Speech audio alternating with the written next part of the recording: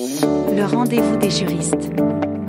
Le descendant qui est resté sur l'exploitation avec son ou ses parents et a participé à sa mise en valeur sans aucune contrepartie, sinon avoir été nourri, logé, blanchi, a droit au décès de l'exploitant à une rémunération dite de salaire différé. Le créancier exerce son droit après le décès de l'exploitant ou au cours du règlement de la succession, mais le salaire différé peut aussi être réglé du vivant par l'ascendant débiteur.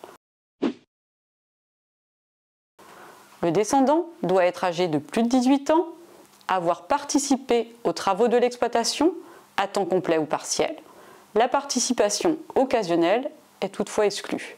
Ne pas avoir été rémunéré en argent, ne pas avoir été associé au résultat de l'exploitation.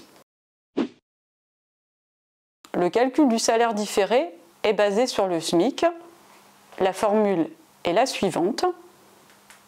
Le taux horaire du SMIC en vigueur au moment où le réclame, multiplié par 2080 heures fois les 2/3. La preuve de la participation aux travaux sans avoir été rémunéré peut être apportée par tout moyen.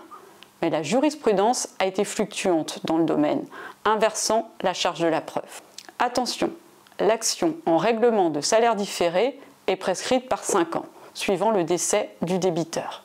Si le salaire différé fait l'objet d'un consensus général de la famille, c'est un bon moyen de faciliter les règlements successoraux et les transmissions d'exploitation.